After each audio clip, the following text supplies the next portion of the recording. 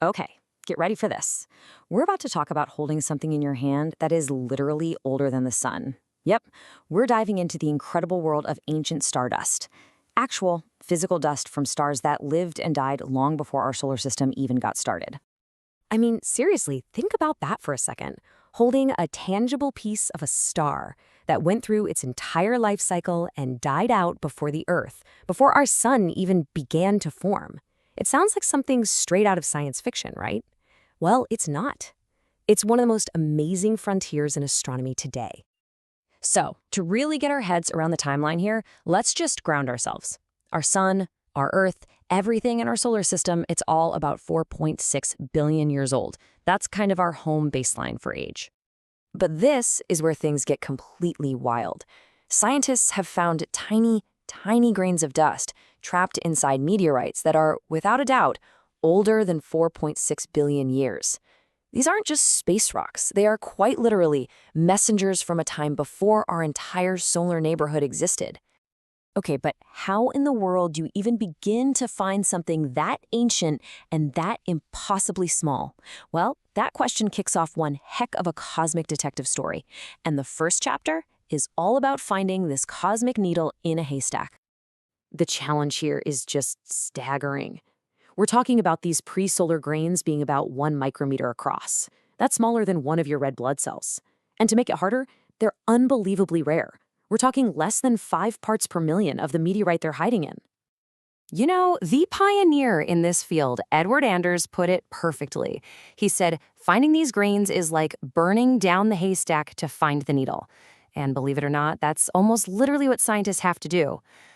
So how do you burn down a meteorite haystack? Well, you start with what's called a primitive meteorite, one that hasn't changed much since the dawn of our solar system. Then you basically throw the whole thing into a bath of incredibly powerful acids.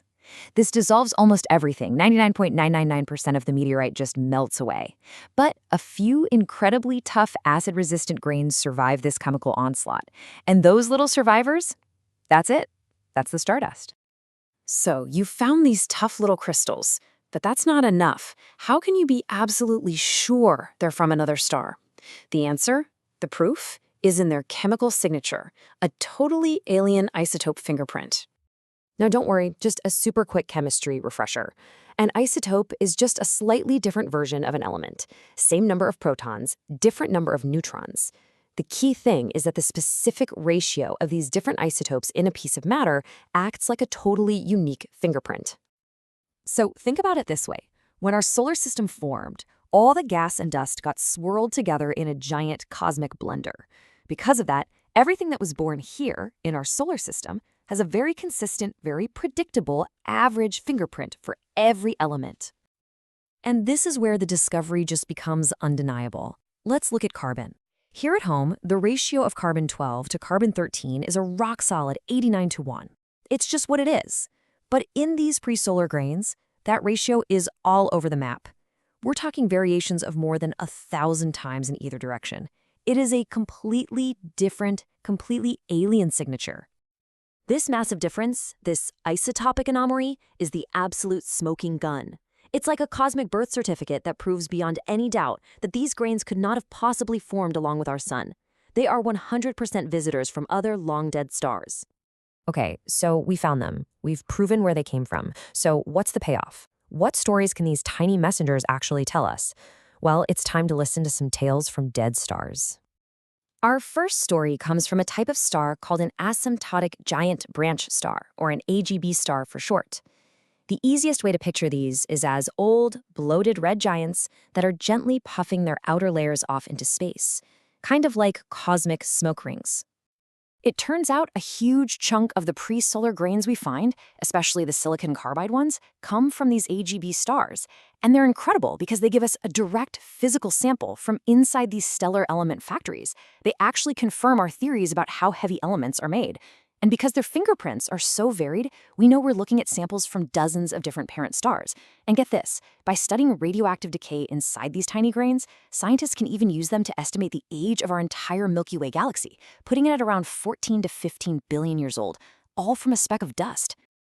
But not all stardust has such a gentle beginning. Our second story is way more violent. It was forged in the most spectacular events the universe has to offer, supernovae, the cataclysmic explosions of giant stars. There's this super rare type of grain nicknamed an X grain, and it has supernova written all over it. How do we know? Well, it's packed with an excess of an isotope called calcium-44. Now, calcium-44 is what's left over when radioactive titanium-44 decays, and that specific titanium isotope is only created in the insane fire of a supernova. Finding that calcium is like finding the fossilized footprint of the explosion itself. These grains also prove that when a star explodes, its guts, the material from the deep core, get violently mixed with the outer layers before everything is blasted into space. And this is where it gets really powerful. The data that scientists pulled from these tiny dust grains was so precise that it actually contradicted our fundamental models of nuclear physics. The Stardust was basically saying, hey, your theories are wrong. So physicists went back to the lab, reran their experiments here on Earth, and you know what? The Stardust was right. Tiny, ancient grains of dust from space were literally correcting our understanding of physics. How cool is that? Now, this science has revealed so much, but like any truly great exploration, it's also uncovered a whole new set of fascinating questions. So let's wrap up by looking at the unsolved cosmic mysteries that are pushing this research into the future. Scientists are still scratching their heads over some really big puzzles. Like, why do these ancient grains seem so much bigger than the normal dust we see floating around the galaxy today? And after traveling for billions of years, why aren't they more beat up and eroded? We also have this problem of missing stardust. We know from theory there should be tons of silicate dust from oxygen-rich stars, but we've hardly found any. Where is it? These are the kinds of questions that are driving the next wave of discoveries. When you really stop and think about it, these grains are the ultimate time capsules. They journeyed across the galaxy for billions of years, somehow survived the fiery birth of our own solar system, and then landed right here carrying the secrets of stars that don't even exist anymore. It just leaves you with this one awe-inspiring thought. What other ancient messages like this are hiding all around us, in plain sight, just waiting for us to figure out how to read them?